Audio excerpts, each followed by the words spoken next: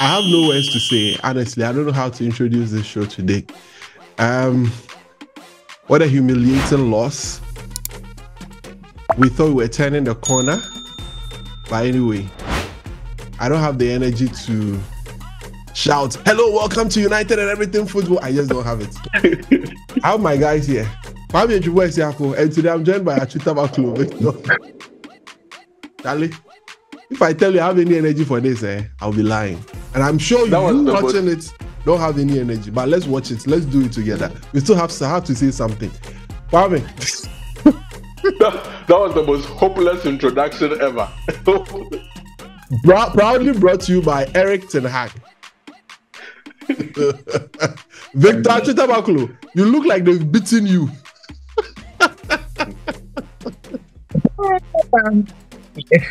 I'm actually good. I mean, I expected this. In fact, it was Daniel Cranton, that foolish boy. He was the one who was trying to give me hope.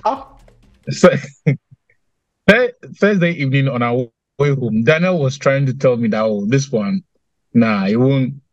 There's no way United are going to suffer one of those humiliating losses. And I said, okay, well, even if we lose, we need to keep it respectable. And for me, like I tweeted before the game, win or lose, we win. Because if we win, all is well. If we lose, Ten Hag gets closer to the exit door. So for me, that was accomplished. But setting through the performance and the defense, Charlie, look, no matter what you say about how it is a means to an end and a defeat is necessary, watching your team being picked apart like that is no fun.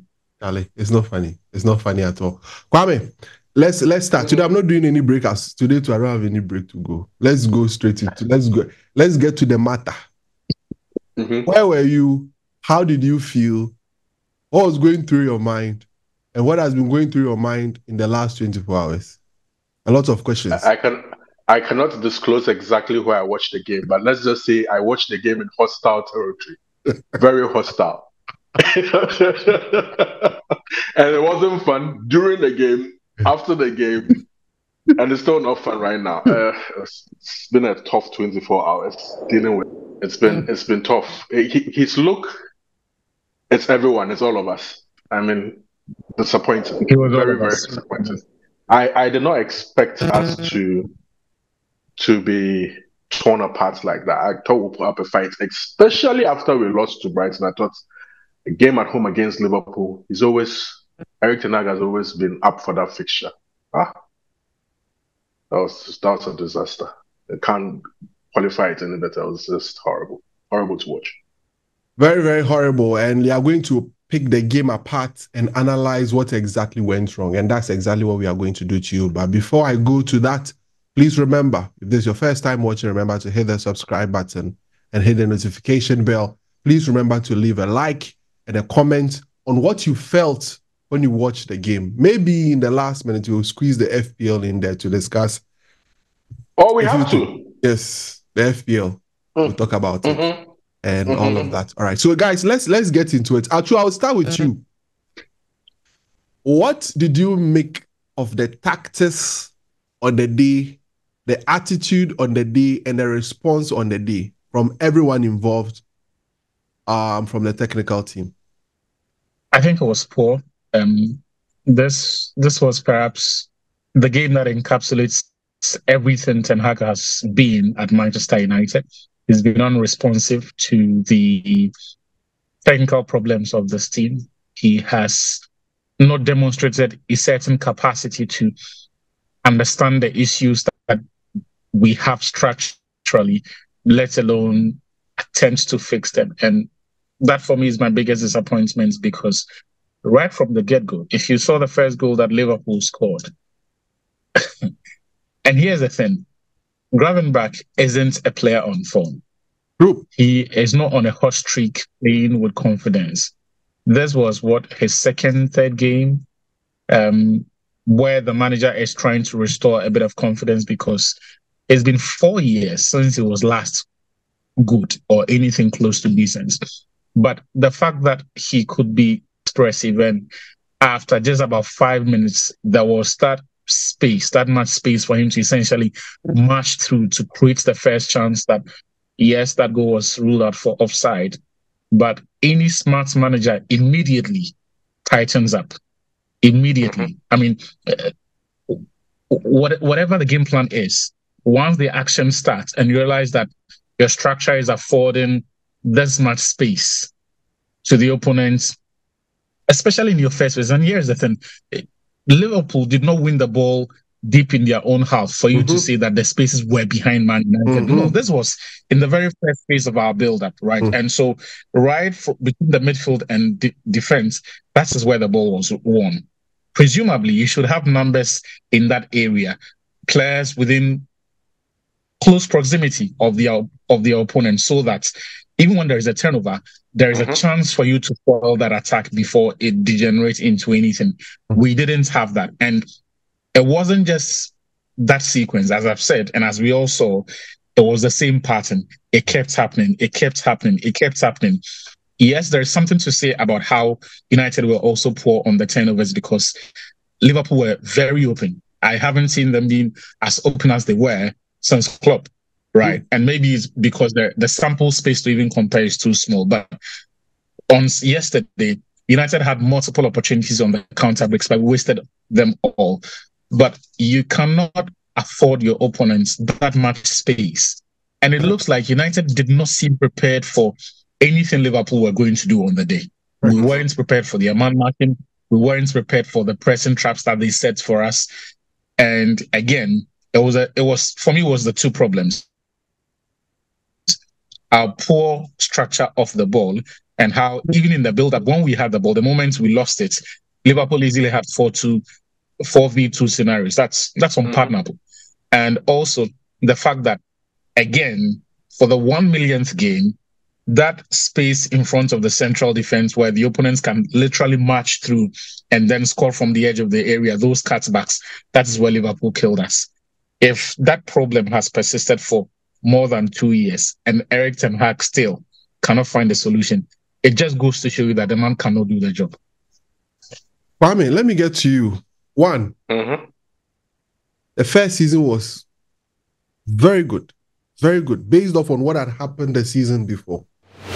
We won a trophy in the Carabao Cup. We were third in the league with 75 points. Was it 75? 75 points. We were in the FA Cup final. We were in the quarterfinals of the Europa League. Second season, everything just got torn apart. But we were able to salvage that with the FA Cup win. And the league season, lowest ever finish in the history of the club. Everybody felt that, okay, give him a chance. Give him his players. But it looks as if the problems that Achu has just mentioned has been there and it's still. And I could let's analyze the goals. The first one, Casemiro, first phase build-up, gives the ball away. Second goal, he's moving with the ball, he's robbed off the ball. Liverpool goes, they go and score. Third one, Kobbie Mainoo, robbed off the ball. There is a 4v3 against our defense. Salah scores. And aside the goals, these things kept repeating itself. I remember last season we used to talk about the defense and getting the personnel. Now we've gotten the personnel. Now, Onana, Mazraoui, Matthias de Ligt, Lisandro Martinez. These are players that were coached once by Erik Ten Hag and have been brought into the club. What is the problem? See, I think we said this last week when we analyzed how we are going to sort of perceive the season going forward. Yeah. Everything has been given to Erik Ten Hag now. He has his team. I saw this infogram on Sky Sports. He spent over £660 million on players since he arrived. Made about 15 purchases, a couple of freebies, and a couple of academy signings. This is like literally his side. Yes. There is no excuse of he doesn't have the right management behind him. He doesn't have this behind him. everything is set up for him to be successful. If he can't pull it off, if you are losing to managers who just got into the Premier League, not just losing, being outclassed by them. The Brighton manager literally took him apart in the last 15 minutes of that game. Yes. Slot has taken him apart in pre-season and in yesterday's game. It gets to a point where you have to say to yourself, the thing is, it's almost like deja vu. I've lived this moment over and over again over the past 11 years, where you think a manager goes into his third season and is going to kick on, and everything just falls apart. Jose Mourinho, in his first 3 or so games, lost 2 and 3. Yeah. Ole Gunnar Solskjaer started off on a very similar note. Sometimes you just see the writing is on the wall. And I think we are here again, where you thought this manager was going to kick on, and right from the get-go, it's an absolute false start. And when it does start like that, we sort of know where it's going, like I've already said. If he happens to be the manager who has been back the most over the past 11 years, who has had the best sort of reprieve from basically the entire fan base, that's, very good first season, so-and-so second season, let's give you a chance to go out again in the third season, and you get off to this kind of start. It simply says the writing is on the wall. Personally, I've given him the next 5 games because I know Ineos are not going to pull the plug immediately. Yeah. The next 5 games, if people do not know, it's, I think, 3 league games, an Europa League game, and an FA Cup game. I don't know the exact fixtures in the sequence, but I think there is. I'll read it to you. Go ahead, I'll do it for you. I think we have Southampton away. We have Barnsley in the FA Cup. Then we have Crystal Palace away in the league. Then we have the Europa League opener against one of them. FC20. FC20. And then we play against Spurs. If he can't win these games, if he falters in and along the road, it means probably we're going to be ousted out of a competition, one of the cup competitions, or falter again in the league. Yeah. If he can't go through this sequence of games with a clean slate of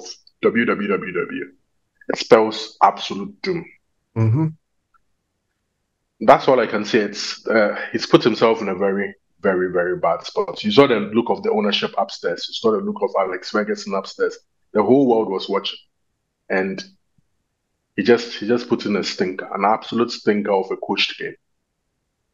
By way of my personal thoughts and what I have felt, before you continue with that, the issue with this thing of patience and waiting it out to see if anything will change in the first 5 games after the international break is that sample size sufficient basis for you to then say that based on the positives from those games, you are going to conclude that this guy who hasn't proven capable of adding value to this team and coaching out the bad tactical habits and instilling a proper structure for 2 years, his body of work for 2 years has not indicated that he's capable of doing that.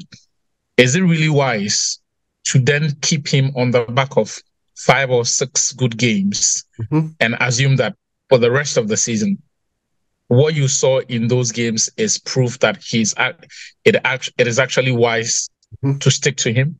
Because we've been here before, just like Kwame himself said. Yeah. If assuming he's able to pull off 5 wins, statistically, this is how things would read: 4 league wins out of 6, 1 win in the FA Cup, so we qualify for the next round, and a good start in the Europa League. If you put all that together, you're talking about 6 wins out of 8 to start the season. I don't think anybody sacks a manager who has won 6 games out of his first 8 games. It wouldn't even make sense. That's why I put it at, if he can't get through the next 5 winnable games, because these are winnable games in our opinion, he should be winning all those games. If he can't do that and come out with a record of 6 wins out of 8 to start the season, then the writing is absolutely on the wall. Anyway. It makes sense to me, though. Anyway. Well, for me, first thought, I've lost confidence in the manager. I've backed the manager if you've watched this podcast over a very long period of time, I've lost confidence in him. It can't happen that all the players we have are bad. It can't happen that Bruno Fernandes is a bad player. It can't happen that Kobbie Mainoo is now being tagged a bad player or an average player by Graeme Souness. We know where he's coming from, but it can't happen. It can't happen that Joshua Zirkzee becomes a player who can't do whatever we think he can do. It can't happen that Casemiro becomes a bad player. It can't happen that Lisandro Martinez, who yesterday, if you watch the game carefully, would have gifted goals, becomes a bad player. Diogo Dalot was one of the best players from our side on the day. But what was this? How we lost track of that? We lost that because the whole team was bad. What happens? Structurally, Achu said something. You are not adding value to the team at this point. And clearly that is where we stand right now. Rashford moved short of confidence. What's his name?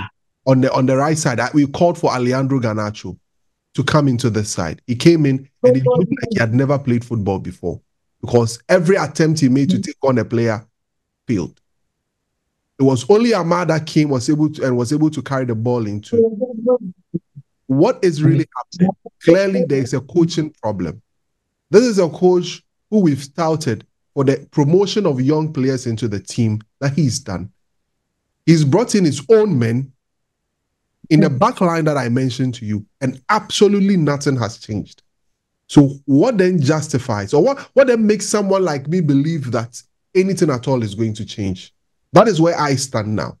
And I'm sure a lot of you out there are of the same belief. I have seen a lot of people that backed Erik Ten Hag.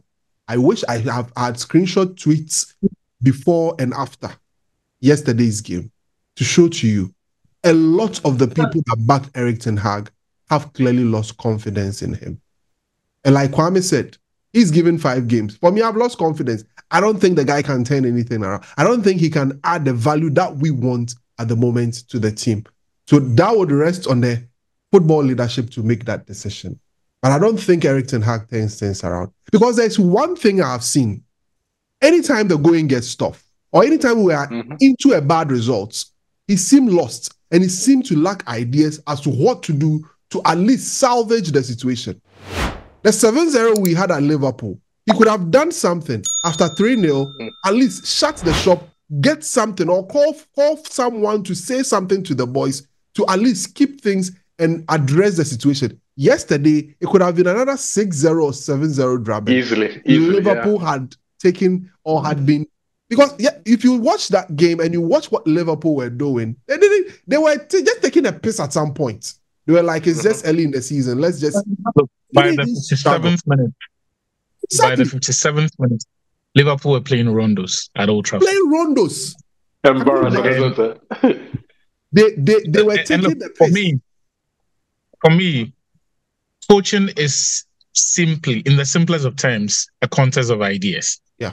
If repeatedly your coach is unable to do anything in the games that matter, he's not fit for the job. 100%. Apart from the lack of tactical capacity to come up with these ideas and fix the structural issues, how is he still giving Rashford 90 minutes? How is Rashford a guaranteed starter in this team? What was he thinking when he decided to drop Amad Diallo for this game? Like, in what world does it make sense to bench Amad Diallo after the sort of stats that he has had? If there was any game to drop him, it was the game at Brighton, because emotionally, he was not in the right frame of mind. But the player insisted on playing, and he rewarded with a goal. A week later, he has to play. If he's fit enough to sit on the bench, my policy always is he has to play. There is no consistency with team selection. There is no reward for consistency. Rather, you have this situation where if Erik Ten Hag likes you, you can stink up the whole place and he will still play. Rashford is no longer a threat. He doesn't cover and he doesn't protect his fullbacks. And so he offers nothing in defense. He offers nothing attacking wise. He's not someone who is hardworking off the ball. So literally, he offers nothing when he starts. How Erik Ten Hag has not seen, and this has been Rashford since the beginning of the year. How Erik Ten Hag has not seen this for 8 months. Mm-hmm. And still, and you see, it is similar to how Ten Hag managed the Anthony situation. He kept playing Anthony until his confidence was completely gone. Mm. When sometimes, in order to protect a player, you take them out of the line of fire, let them breathe a bit, let the team move on, and let people at least come to terms with the fact that, okay, the standards are a bit lower for this guy because he's not able to match up to what we previously thought he would. So he would need to earn a spot in the game again, in the team again. But it's not the case with Ten Hag. Yeah. He has this weird obsession with loyalty. And I don't know if loyalty or nepotism is the right word, but when he likes you, you can be the worst player on the team and you will still play. It makes no sense. It makes no sense. Look, I wanted to see Matthias de Ligt at some point, but after the sort of starts that Harry Maguire has had, I didn't think yesterday it was smart to drop Maguire for de Ligt because it's a long season. But will it have made any difference, especially dropping? I mean, Matthias de Ligt. But I get the point. It's just one of those issues. It's a long season. De Ligt is not here for a day or two. He's not on loan for you to say that, or you're not under any obligation to play him in this particular game. Go with what has worked for you after this game.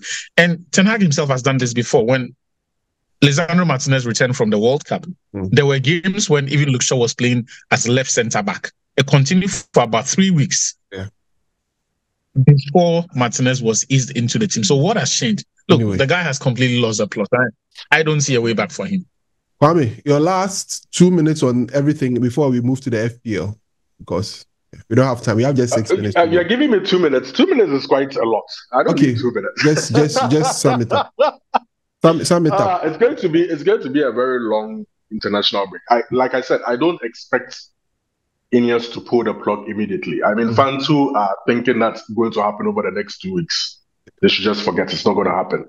Dan Ashworth is not that kind of guy to sort of pull the plug every now and then. He's kind of patient. But I'm saying this thing shouldn't linger on for a long period of time if he's not able to churn out results.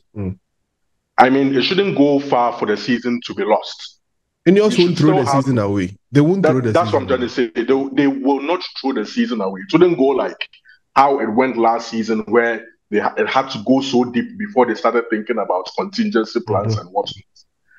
That's how come I'm saying 5 games is a small enough sample size. You're talking about these games are going to come very thick and fast right after the break. We are in September. Before the end of the month, exactly. Are done. We're going to play Wednesday, Saturday, or was it? Sorry, Thursday. We are not Champions League team. Yes. Thursday, Sunday, or Thursday, Monday, kinda. In a couple of weeks, you've played about 5 games. Yes. If he can't recover within the next couple of weeks after we return from the break, he should be sacked even before. You know, Ole was sacked, I think, in November. Yeah. November. And then Ragnick had a huge chunk of the season, and then somehow he also messed it up. Yeah. If he's not able to turn things around, I see it going in a similar fashion. So let's just calm our tits and then see what we can do after the international break. Anyway, guys, thank you very much. Achu. Before we go, our FPL, if you've not joined, is ongoing. I just want to give you an update. The top 10. There's a new number 1 now. There's a man called Nana Kwame Gezi. He's always in our comment section. He has the FX Extreme. He's number 1 now. Nana Kwame, thank you very much. You are on top of the league now. FX Extreme are number 1. I see a couple of people who have joined the top 10. Ninoy Kendra has joined the top 10. It won't be for long. You know where Sexy has dropped to? Daniel Cranton. Daniel Cranton was somewhere 20th. Do you know where he's dropped to? I have to scroll to number 100 and... I still can't find him more. Hey, Danny. Let me go. Let me keep going. Charlie, are you serious? The boy lost. Anyway, you have to talk about somebody who moved up, you know. I know you moved up. It's okay. By how many? Kwame Nchubu Esiako has moved up. Now, Kwame, I told you, yeah. Kwame is I told you to be calm. number 19. Number 19. I told you He to moved be from calm. number I told you. 50 something to Achu. Why haven't you joined the league? Achu, get the code and join the league. I'll join right away. I'll join right away. Join the league and I'm let's so see good. where you I are. wanted you guys to get a head start. So He just wanted to make sure that he's getting some good points on. Then he chooses the groups he wants to go to. I have scrolled and scrolled. I still can't find Sexy. Ali. Awful. Awful. Sexy is missing. Hey, Sexy. Daniel Cranston, you spot it. Anyway, so that's how we draw the curtain for today's episode of United and It was a short episode, but in the course of the week, we'll still see if we can get the guys to talk about a lot of the other things that will be happening. A lot of news. It's international break, so basically there isn't enough that's going to happen. But if there is any updates, we'll be bringing to you here on this podcast or on this channel. Remember to hit the subscribe button, hit the notification bell, and also remember to leave a comment. Let's know your thoughts on what you think about the season and Erik Ten Hag and everything that we've discussed here. It's a wrap here. Thank you very much, Achuta Maklo, and also Kwame and Chubu Esiako for joining us on the show. Achu is in a hurry to go do something on TV, so I'll quickly leave him for him to go. All right, guys. Thank you so much, Kwame. Thank you so much, Achu. We'll see you on the next one. Have a great time. Bye-bye.